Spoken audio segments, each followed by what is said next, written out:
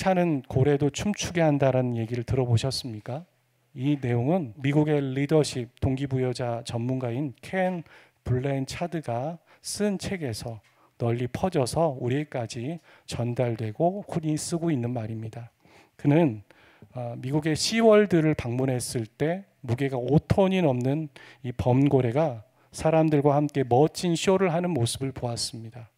범고래는 우리가 순해 보이지만 야생의 포식자입니다. 인간보다 훨씬 크고 통제하기 매우 어려운 동물 중에 하나입니다.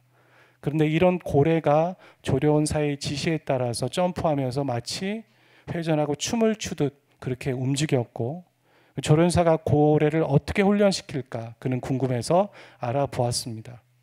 범고래 조련사들은 이 범고래에게 벌을 주지 않았습니다. 대신 고래가 원하는 행동을 할 때에만 생선이라는 보상을 주고 또 쓰다듬기도 하고 칭찬도 하고 그렇게 한 것입니다. 잘못하면 어떻게 했겠습니까? 혼내지 않고 그냥 무반응으로 넘어갔다라는 겁니다. 이렇게 하면서 고래는 원하는 행동을 반복하게 되고 결국 사람과 놀라운 퍼포먼스를 만들어내게 된 것입니다. 켄 블랜차드는 이 원리를 보면서 깨달았습니다. 벌이나 비난은 행동을 고치지 못하지만 칭찬과 긍정적인 강화는 사람들을 변화시키는구나. 그걸 알게 된 거죠. 그래서 이런 메시지를 책에 담았고 한국어로 번역하는 과정에서 칭찬은 고래도 춤추게 한다는 문구로 우리에게 유명해져 있는 것입니다. 저는 사회가 참 인정이 없고 모질다는 생각을 하면서도 재래시장을 가면은 덤을 주는 사장님을 보면서 작은 것 하나에도 인정을 느끼고 또 마음의 온기를 느낄 때가 있습니다. 우리가 칭찬이라는 단어를 사용할 때 같이 쓰는 단어가 있는데요. 그게 무엇인지 아십니까? 칭찬과 격려라는 단어입니다. 근데 이 두 단어는 비슷한 것 같지만 아주 큰 차이가 있습니다. 칭찬이라는 건 결과 중심적입니다. 그래서 고래가 조련사의 말을 잘 들었을 때만 해주는 것이 칭찬입니다. 하지만 격려는 과정 중심입니다. 어떠한 일을 잘 해낼 수 있도록 그 과정에 하는 것이 격려입니다. 그리스도인들은 서로 칭찬도 해야겠지만 격려를 더 적극적으로 그리고 어찌 보면 적극 절대적으로 해야 하는 사람들이라고 저는 생각합니다. 결과는 하나님께 맡기고 그 과정을 잘 해낼 수 있도록 서로가 격려하는 것이 더 중요하다는 것이죠. 참 잘했어. 이 말은 잘한 사람만 받을 수 있는 칭찬이지만 예를 들어서 하나님이 함께하고 계셔서 너는 혼자가 아니야. 이런 말들. 혹은 계속해봐. 난 네 편이야. 그리고 포기하지 않고 있는 모습 그대로가 얼마나 멋진지 모르겠어. 네가 포기하지 않고 있는 모습이 정말 멋져. 이런 말이라든가 혹은 당신을 위해 기도할게요. 힘내세요.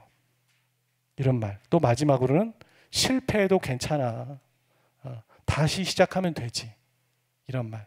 여러분, 이 5가지의 한 예로서의 격려의 메시지가 있는데 어떤 것이 여러분은 듣고 싶은 격려의 메시지입니까? 한번 생각해 보십시오. 그리고 그것을 이 시간 잠시 옆에 사람들에게 그렇게 한번 해보도록 하겠습니다. 선택해서 그 사람에게 한번 해보시길 바랍니다. 계속해봐. 난 내 편이야. 당신을 위해 기도할게요. 힘내세요. 실패해도 괜찮아. 다시 시작하면 되지. 하나님이 함께하고 계셔. 너는 혼자가 아니야. 이 격려라는 단어가 헬라어로 파라칼레오라고 읽습니다. 그 뜻은 권면하다, 격려하다, 위로하다라는 뜻을 갖고 있죠. 그런데 이 단어와 뿌리가 같고 그래서 같은 의미를 갖고 있는 어근이 있는 단어가 있는데 그 단어가 파라클레토스입니다. 그 뜻은 번역하면 위로자, 중보자 혹은 곁에서 돕는 자 이렇게 되어 있습니다. 여러분 이 파라클레토스가 또 다르게는 뭐라고 하는지 아십니까?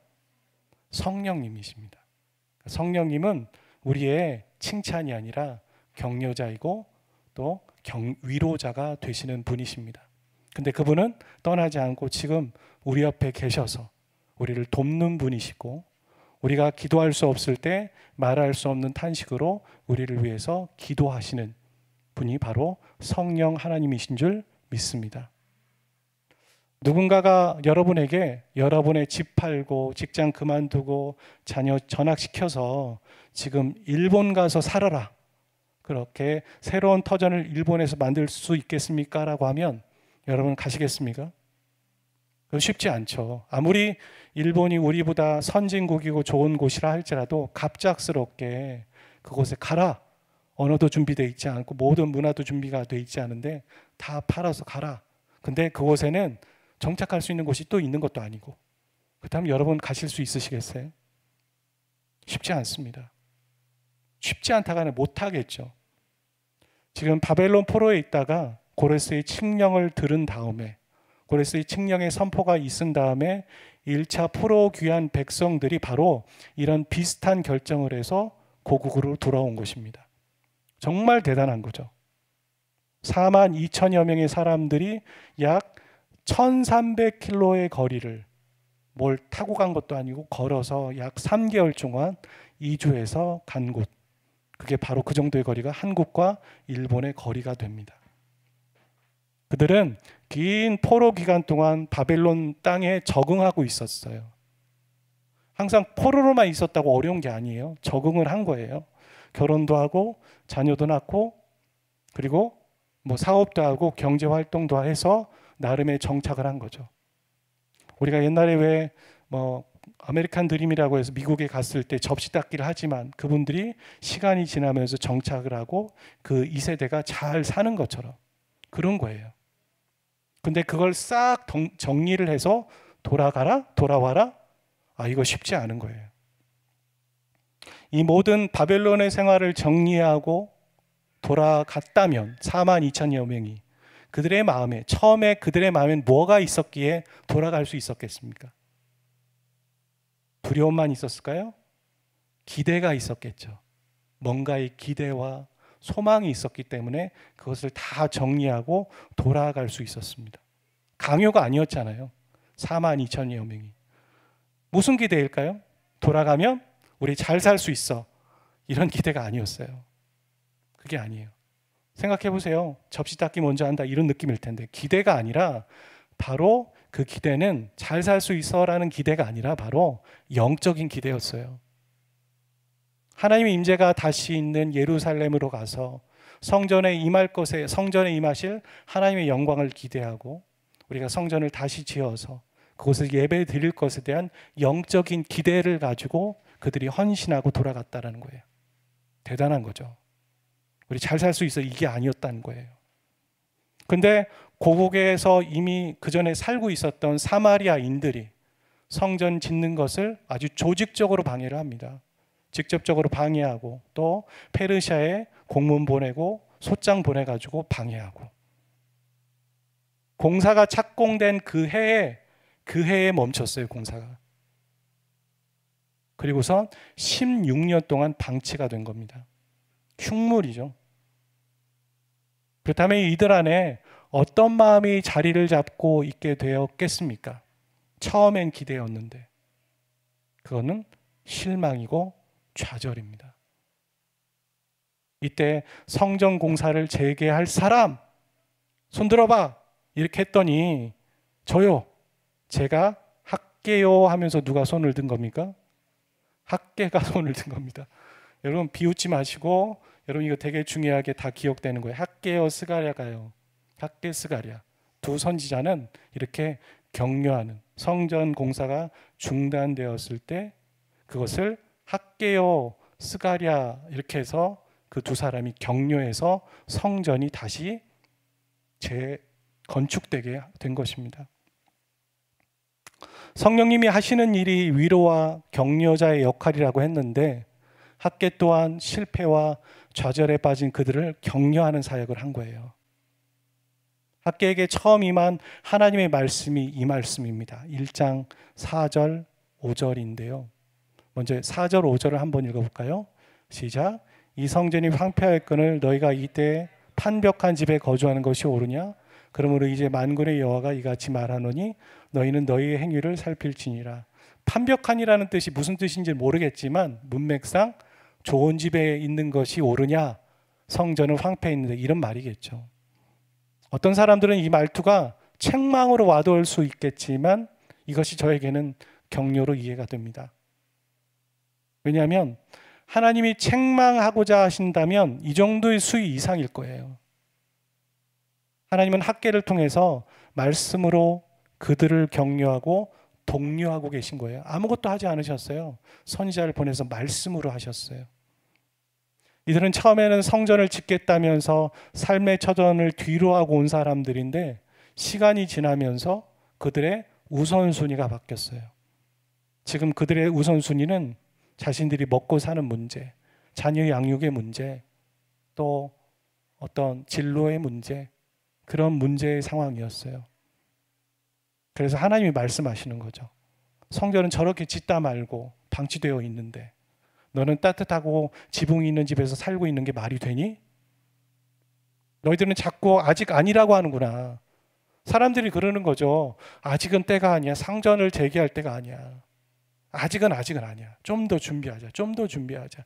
아직은 아니야 라고 자꾸 미루는데 얘들아 지금 산에 가서 아무나 배워서 성전을 지어 이렇게 얘기해요. 8절 보시면 산에 올라가서 나무를 가져다가 여러분 솔로몬이 지은 성전은 어떤 나무로 지었는지 아십니까? 백향목이었어요. 그 백향목이 이스라엘에 없었기 때문에 다른 나라에서 가지고 왔단 말이에요. 근데 지금 하나님은 뭐라고 하십니까? 그냥 산에 올라가서 나무를 베라. 이게 가당키라도 합니까? 어찌 보면 이들이 지금 그렇게 얘기한 거예요. 백향목이 없다. 우리가 이전 영광만큼은 해서 성전을 지어야지. 아직은 아니야 라고 얘기하고 있는 거예요. 핑계대고 있다고요. 그랬을 때 하나님이 야 그냥 네 뒤에 있는 산 가지고 와. 산이 아니라 나무 가져와서 그걸로 지어도 돼. 나는 이전에 있었던 솔로몬의 아름다운 그 성전을 원하는 게 아니야. 나는 외모를 원하지 않아. 외형을 원하지 않아. 너희들의 중심을 원해. 작아도 돼. 보잘것 없어도 돼. 하지만 너희들의 마음에 그 성전을 짓겠다는 마음과 나에게 예배하겠다는 그 마음을 난 받고 싶은 거야. 근데 사람들은 핑계대고 있는 거죠.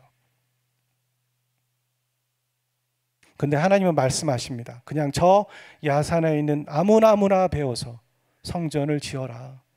나는 중심이 더 중요하다. 그래서 하나님은 학계 선지자를 통해 말씀하는 거죠. 너의 우선순위를 나에게 돌려놔라. 네가 처음에 나에게 헌신하고 너가 나를 위해 살겠다고 했던 그 우선순위를 돌려놔라. 그렇게 지금 말씀하고 계십니다. 저와 여러분의 우선순위는 하나님입니까? 맞습니까? 맞다면 여러분의 자녀 양육의 문제 가지고 여러분 먼저 하나님께 기도하시나요? 그리고 그 하나님의 뜻이 여러분이 결정했던 거와 전혀 다르고 그래서 제로 베이스로 노라고 해도 여러분 놀 결단과 용기가 있으신가요? 그게 우선순위예요. 먼저 기도하고 있는 것만 우선순위가 아니라 하나님의 뜻이 가장 우선순위예요. 그게 바로 우리 하나님께서 학계 선지자를 통해서 우리에게도 말씀하시는 거예요. 네가 지금 우선순위를 어디에 두고 있니? 6절에 보면 놀라운 해석이 나와요. 너희가 많이 뿌릴지라도 수확이 적었고 먹을지라도 배부르지 못했고 마실지라도 흡족하지 못했지. 일꾼이 삭슬 받아도 그것에 구멍 뚫린 전대가 있는 것처럼 막 흘러나갔지. 돈이 안 모여졌지. 11조를 내려고 할 때 그것을 어떨 때는 좀 유혹이 생겨서 안 내면은 어떤 일이 생깁니까? 예, 그날은 그만큼이 나가요. 신기하게도. 근데 11조를 낸다는 게 쉽지 않은 거잖아요. 10의 1조를 내가 내면 이만큼이 비는데 어떡하지라는 생각은 들 수 있잖아요. 근데 신기하게도 그날은 그만큼이 소비가 안 돼요. 놀랍죠? 혹은 그만큼이 채워져요. 믿음은 항상 우리에게 편안함을 제공하는 게 아니에요. 성령의 음성이 우리에게 불편한 것처럼 믿음으로 사는 건 어떤 때는 걱정도 되고 어떤 때는 갈등도 되지만 항상 편안한 게 아니에요.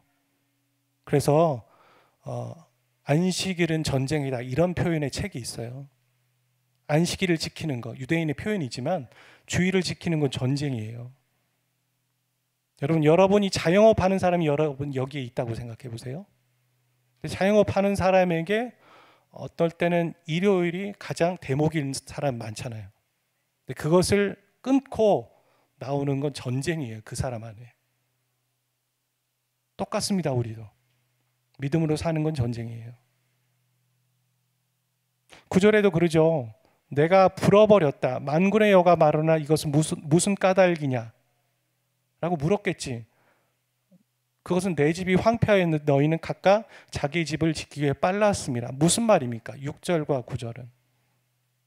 지금 학개는 이들의 삶에서 경험되고 있는 사건들에 대해서 영적으로 재해석해 주고 있는 거예요. 이들은 요 재해석을 하기 전에 몰랐어요. 왜 이러지? 왜 이렇게 안 모이지? 왜 이렇게 자꾸 문제가 생기지? 근데 학개가 해석해 준 이후에 이들은 새롭게 알게 된 게 있죠. 그게 뭐냐? 이들은 삶에서 열심히 살았습니다. 씨도 많이 뿌리고 풍년도 기도했고 기대했고 저축도 해서 재정도 불리려 했고, 그리고 내가 누리지 못했으니까 아이에게 좋은 것을 주려고 했어요. 그런데 구멍이 뚫린 것처럼 갑자기 사고도 나고 돈이 많이 쓰이고 저축한 게 다 다른 데로 나가고 뭐가 안 되는 거예요. 돈뿐입니까? 뭐가 원하는 대로 안 되는 걸 경험하여 살아오고 있었던 거예요. 근데 왜 그런지는 모르겠고, 이게 웬일인가 물음표만 남았었는데 이해가 안 되는 부분들이 있었던 것인데, 그런데 학개 선지자가 해석을 해줍니다. 그거 하나님이 불어버리신 거야. 그거 하나님이 너희들에게 계속해서 사인을 보내고 계셨던 거야. 너는 원인을 다른 데서 찾았지. 아니야. 먼저 그의 나라와 의를 위해 살아라. 그리하면 이 모든 것을 너에게 더하시려는 이 메시지를 너희에게 전하고 계셨던 거야. 너의 우선순위를 돌려놔라. 이렇게 말씀하셨던 거 알간 모르간 그러는 거죠. 너의 문제, 너의 인생이라고 생각하지 마. 내가 너를 구원하던 날 너의 인생은 이제 나의 것이 됐어. 공인이잖아. 근데 왜 너는 너를 위해서 살고 있니? 나의 나라와 의를 위해 살아라. 너의 우선순위를 돌려놔라.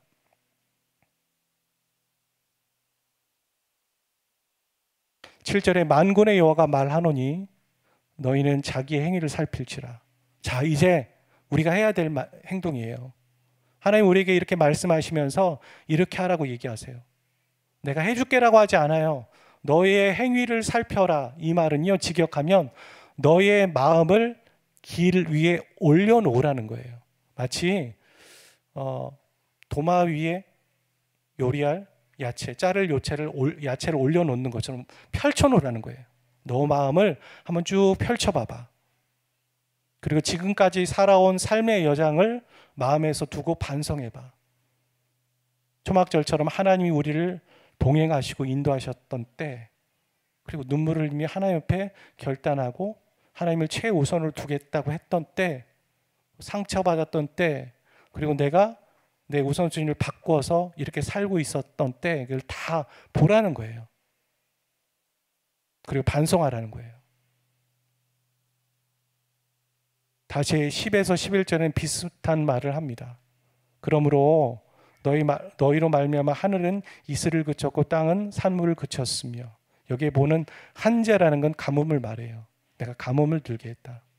다시 얘기하는 거죠. 내가 재앙을 준 이유가 뭔지 아니?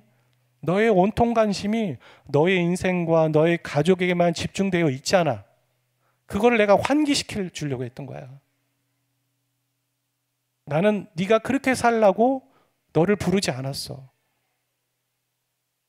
그렇게 사는 건 믿지 않는 세상 사람들 다 하는 행동이야. 믿음 없는 이방 사람들이라고 하죠. 6장, 마태복음 6장에서는.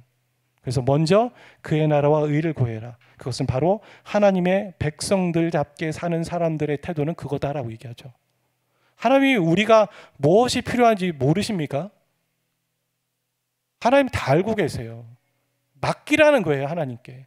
너의 자녀를 맡기고 너의 고민을 맡기고 너의 인생의 숙제와 같은 것들을 맡기고 그거 뒤로 하고 하나님을 붙잡으라는 거예요. 하나님의 나라와 의를 위해.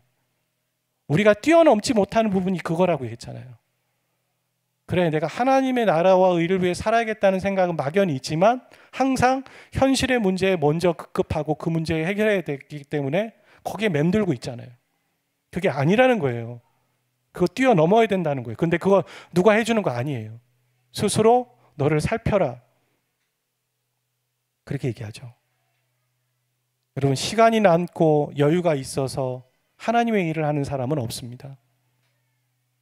그 시간들을 쪼개서 헌신하는 거예요. 안 될 것 같은데 하고 있는 거예요. 그럼 놀랍게도 아까 11조의 예처럼 내가 시간이 부족한데 남은 시간들을 보상해 주세요. 놀라운 일이에요. 그런 믿음의 경험을 하게 되면 하나님을 떠날 수가 없죠. 더 믿음으로 살 수밖에 없죠. 아까 얘기했지만 믿음으로 살아가는 건 모험입니다. 우리에게 도전과 쉽지 않은 선택을 하라고 얘기하는 겁니다. 하지만 그 길은 좁지만 생명의 길이에요. 좁은 길로 가라. 그 길은 좁고 협착하여 가는 사람이 적다. 맞아요. 이 세상에 지금 크리스찬이라고 하는 사람들조차도 믿음으로 살려고 하는 사람들이 적어요. 본이 되어져서 옛날에는 모델이 되고 회사에 있든 어디 있든 롤 모델이 되는 사람들이 많았어요. 근데 어떤 사람들은 그 롤 모델이 되어야 될 사람들이 무너지는 사람들도 있죠. 믿음으로 사는 사람은 별로 없습니다. 주님도 그러셨어요. 네 마지막 때 믿음이 있는 자를 보겠느냐? 마지막이 되면 더 사랑도 없어지고 모이기를 패하는 사람들이 생기고 믿음으로 살려고 하는 사람들이 없다는 거예요. 난 크리스찬 말고. 근데 아니라는 거죠. 믿음으로 살아야 된다는 거죠. 왜요? 하나님은 우리가 동의를 하든 순종을 하지 않든 동의를 안 하든 하나님의 나라와 의에 향해서 하나님의 계획은 계속 가고 있어요. 그 기차에 우리가 탑승해야 되는 거예요. 아멘. 그 기차에 탑승해야 비로소 서울을 갈 수 있는 거예요. 탑승해야 안락함을 느끼고 안전하게 갈 수 있는 거예요. 하나님은 이렇게 약속하십니다. 믿음으로 살려고 하는 사람들을 그냥 내뱉쳐 두고선 그냥 알아서 해라고 하지 않으세요. 하나님은 항상 준비하고 계세요. 믿음으로 살려고 하면 하나님은 우리를 보호하세요. 5절에 읽어볼까요? 시작. 너희가 애굽에서 나올 때 내가 너희와 언약한 말과 나의 영이 너희는 두려워하지 말지니라. 내가 너희와 항상 함께하겠다. 마태복음 28장인가에도 그러죠. 세상 끝날까지 내가 너희와 항상 함께하겠다라는 이 약속 그대로 임마누엘, 그 하나님 약속을 계속 해주고 계십니다. 함께 하신다.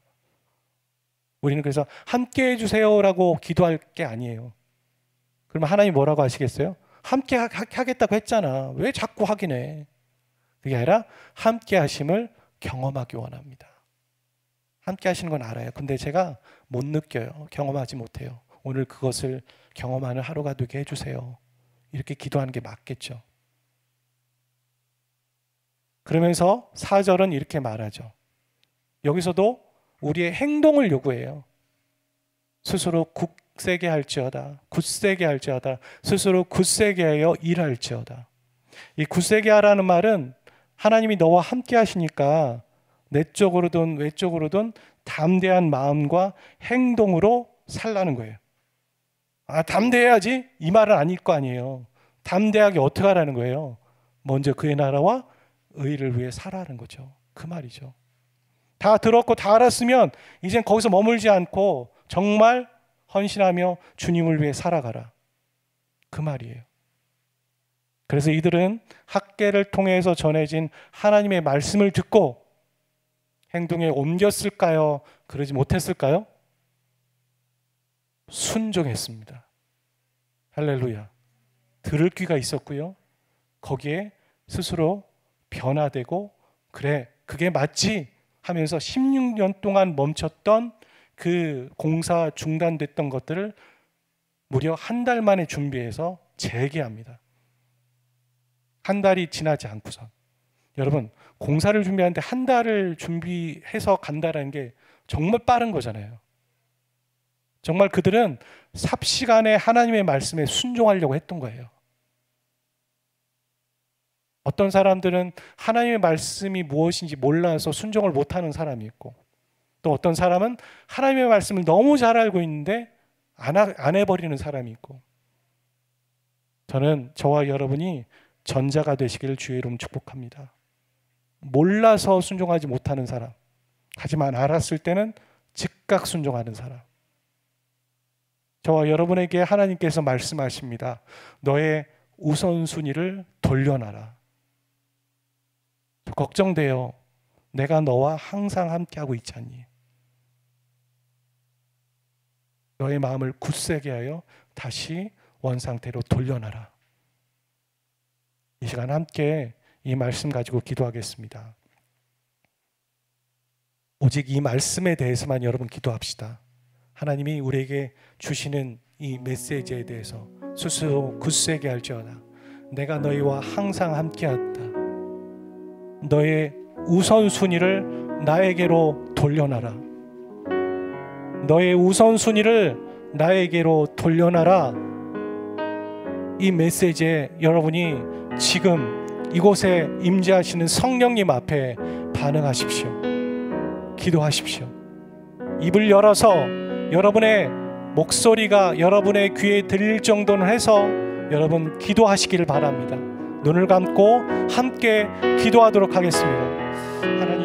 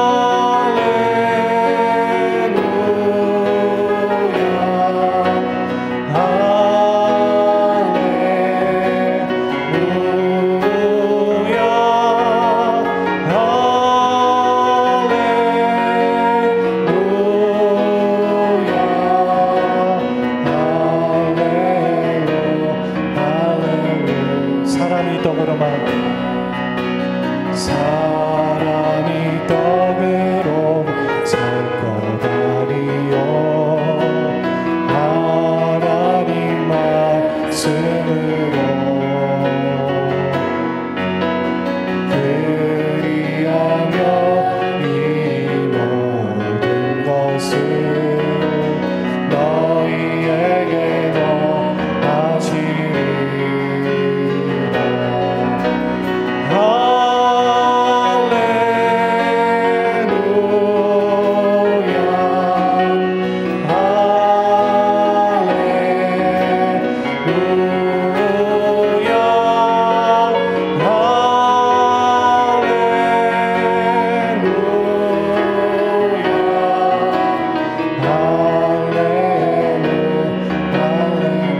할렐루야. 주님께 영광.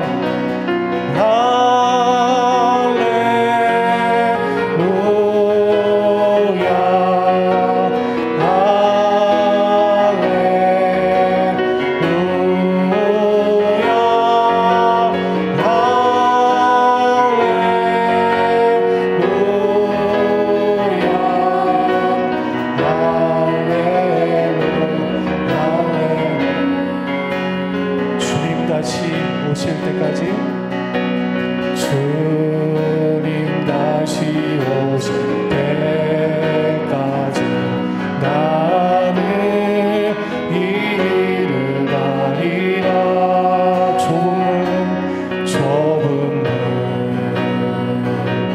좁은 길 나는 십자가 나의 가는 이 끝에서 나는 주님을 보리라. 영광에 내 주님 나를 맞아주시오. 주님 다시 오실 때까지 나는 이 길을 일어나 달려가리라. 주의 영광 온 땅 덮을 때 나는 일어나 노래하리.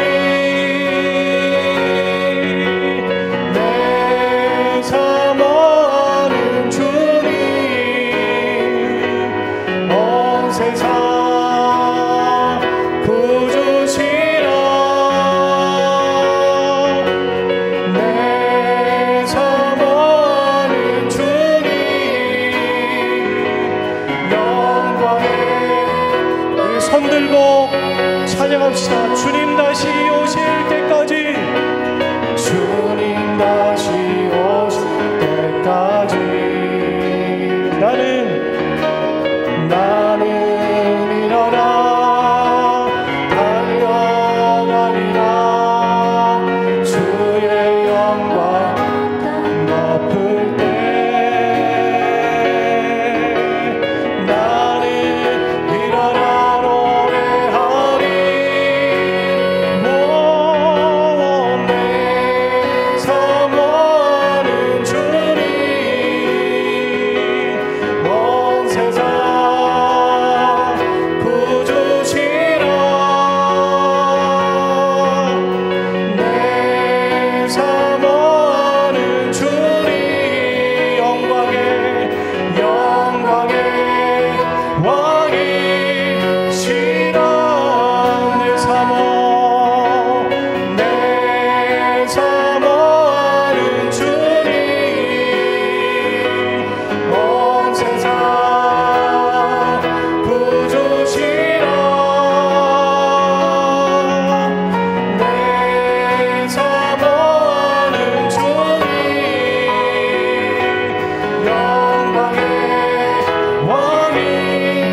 목소리로만 내 사모하는 주님, 내 사모하는 주님 온 세상 구주시라. 내 사모하는 주님 주님만 바라보며 나가겠습니다. 좁은 길을 향하여서 믿음으로 살겠습니다. 주님, 주여 한번 외치고 같이 기도하며 나가겠습니다.